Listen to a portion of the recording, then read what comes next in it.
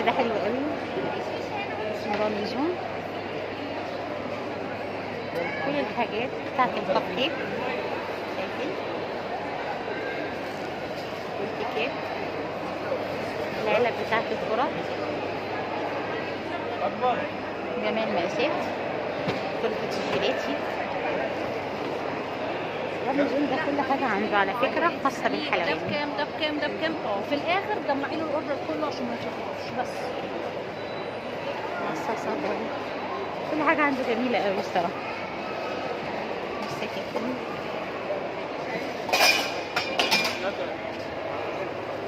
البنات بقى اللي بيحبوا يعملوا تورتات في البيت والحلويات والشوكولاتة